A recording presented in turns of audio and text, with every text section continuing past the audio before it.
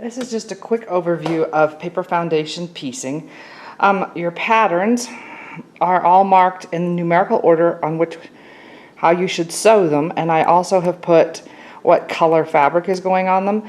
They have cutting directions where you can pre-cut to size if you want to. That's helpful if you want to keep your grain lines going the same direction for the most part.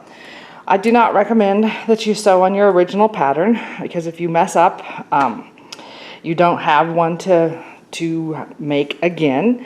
Also, these blocks in this are modular and they could be used for other projects. But if you want to sew on those, that's okay. But what I did was I took my pattern and I copied it onto foundation paper, which removes easier when you're finished. It also is not slippery, so the fabric doesn't slide quite as easily.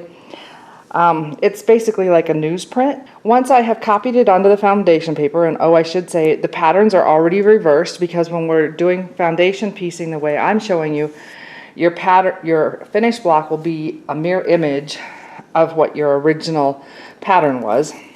So once I have copied it onto the foundation paper, then I cut each foundation out.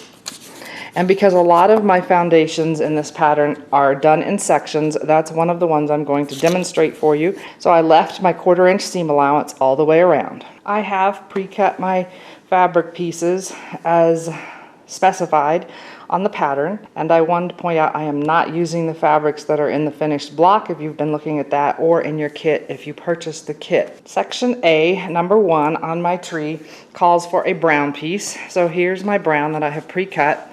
I'm going to turn my pattern over and I am going to center that over a number 1 piece. Now, you probably will want to leave some hanging off over the edge because we'll trim up to foundation size after. I can flip it up and I can hold it up to the light, and you may not be able to see that on the camera, but I can see to pretty much line up my piece, make sure I have a 1/4 inch seam allowance, and I am going to pin just to hold it on there for right now. Then I'm going to flip it back over, and my number 2 piece right here is a sky blue, and it's one of the squares that I cut. Because I have looked to see that I have about a 1/4 inch there, I am going to just line up my straight edges, and I will pin it in place, because if I don't, I flip up pieces when I'm sewing. So I have it pinned and I am ready to stitch my first piece. So my stitching on foundation paper piecing is always on the line. I will be shortening my stitch length to about a 1.5 on my sewing machine.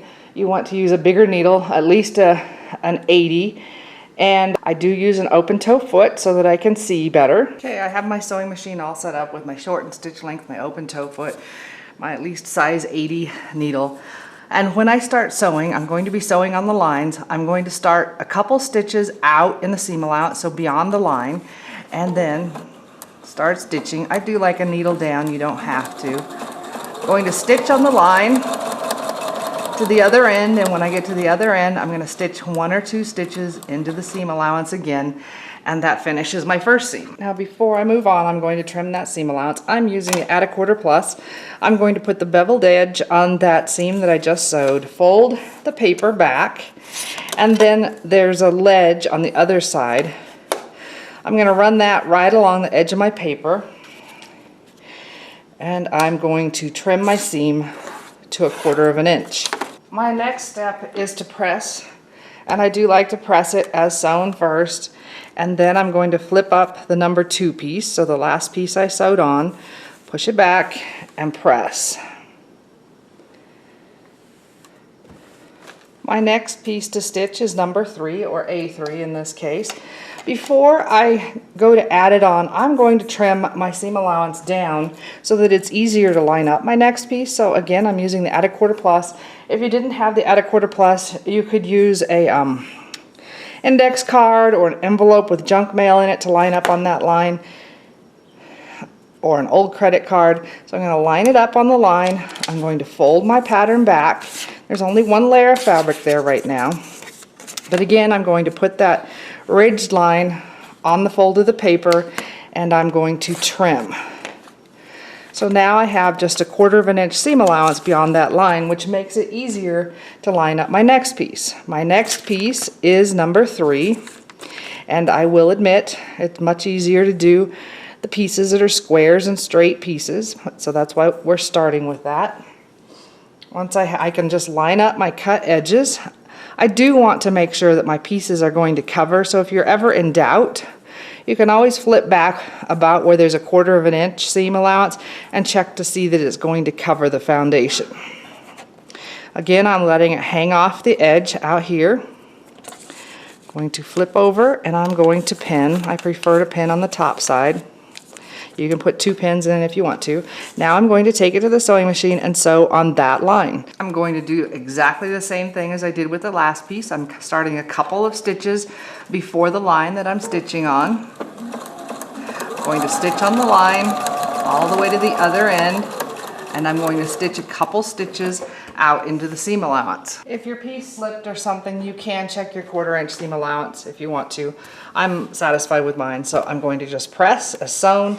The last piece I sewed on, it's really the only one you can flip. I'm going to flip up and press in place. My next piece to go on is A4. So I'm going to line up my straight edge, whether it's the add a 1/4 plus or something else, on the line that I'm going to sew between these pieces in A4.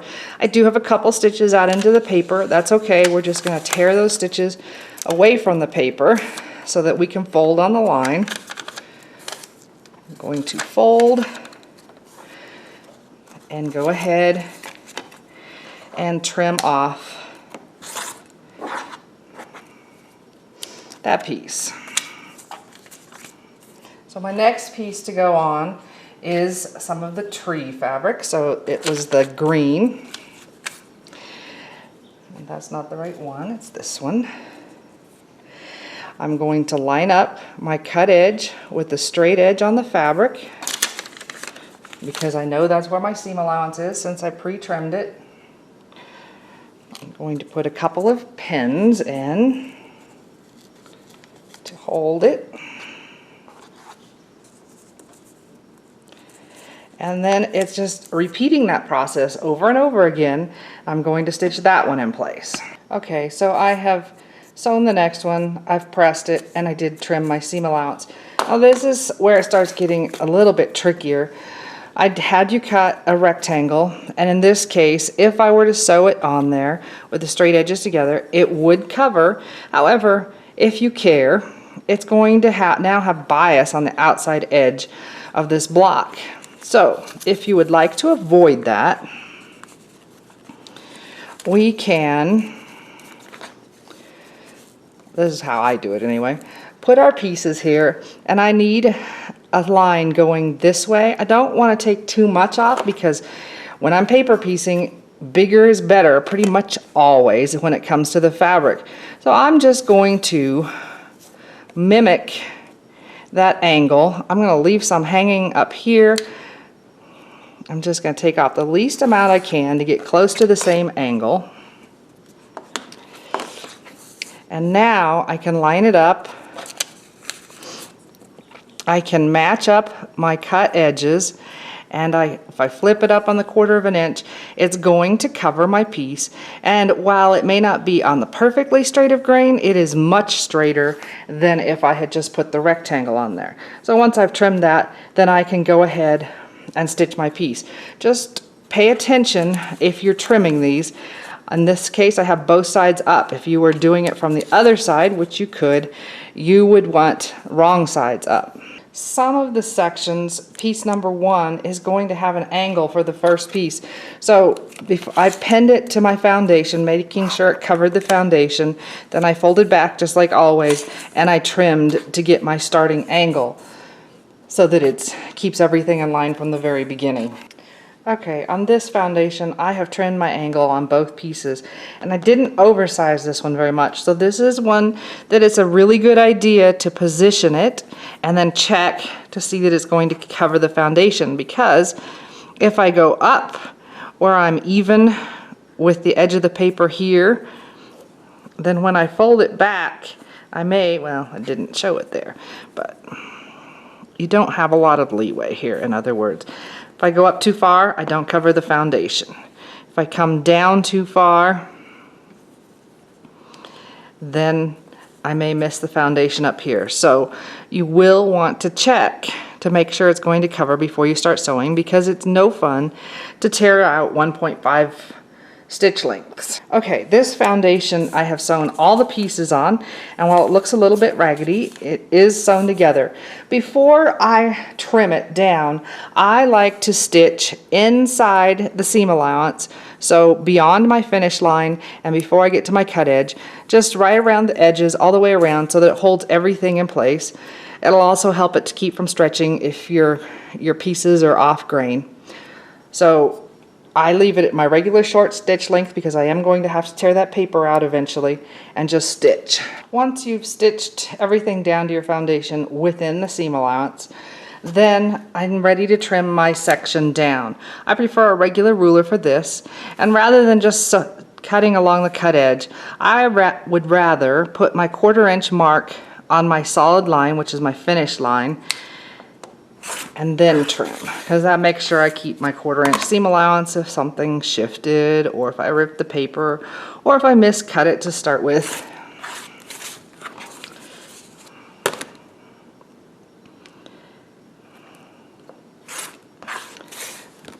So you're just going to make all the sections like this. You're going to cover them just one piece at a time, so it's not hard, it just takes a little bit, and you're just sewing on the line. The pattern is marked when it's time to start putting the sections together on which edges get sewn to which section.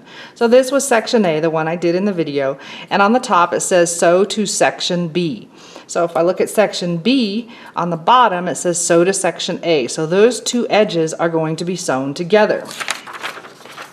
So I have made both foundations, I have trimmed them both up, and now I'm ready to sew them together.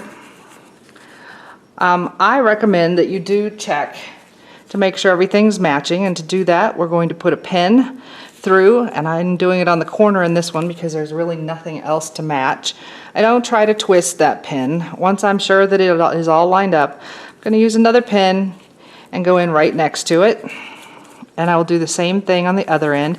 If there are specific spots that need to be matched on a foundation, that's where I would be putting the pin through. So if there were seams on two sections that should line up, then that's what I'd be checking. Once I have it pinned in place, I'm going to take it to the sewing machine, and I'm just going to sew on this line. I'm still using a short stitch length because I am going to have to remove this paper.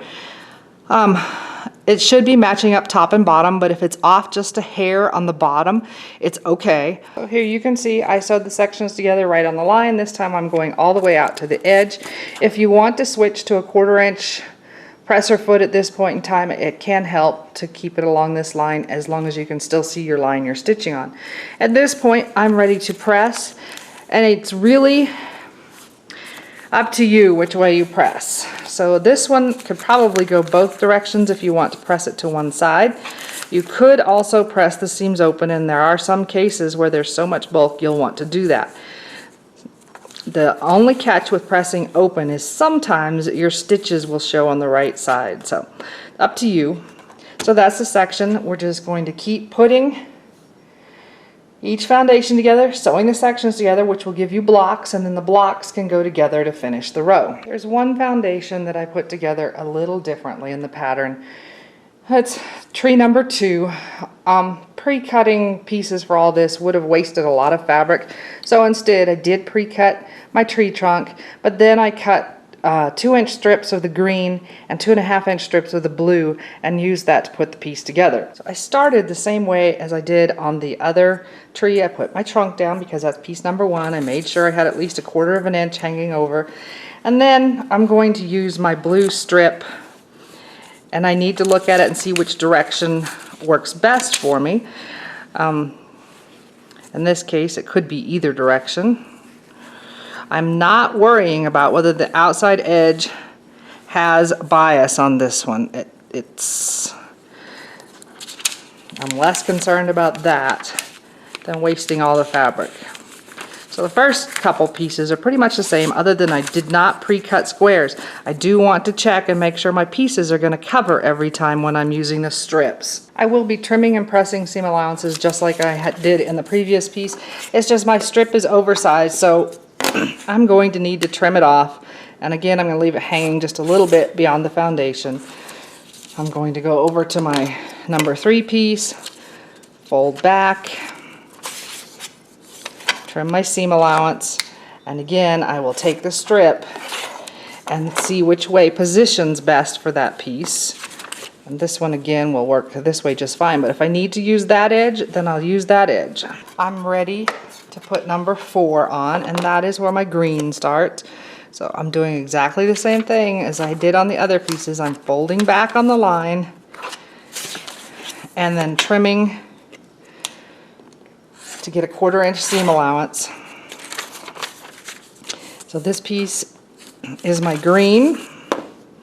I'm going to use my green strip, and yours is not going to have selvages if you bought the kit. I'm going to put it on here. I can see my line through right here. You might not be able to on the camera. So I can put it on, fold it up, and yep, that's going to work. It would not work the other way on this one. So I'm going to put it here and pin and stitch. Again, I'm going to need to trim my extra off. I'm going to go ahead and fold now on my next stitching line. I'm not going to go out to the edge. So I'm going to start getting some wonky angles on the strips, and that's okay. If that angle doesn't work, you can always trim it down so that it does for the next piece. So number 5 is the blue. So again, I'm using the strip. It's going to go right here. And this block is really important to be checking to see if it's going to cover. And that will, so I can go ahead and sew it on. So I will have bias edges on this one. Okay, again, I'm going to trim my seam allowance. And the trimming of the seam allowance on this one is probably even more important, just to keep everything going the right way. And then my next piece is A6. And I do have a weird shape. Well, wait a minute. Before I go into A6, I am going to trim my seam allowance.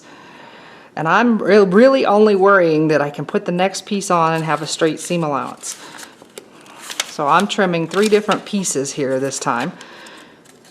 Some off the trunk, some off the tree, some off the background.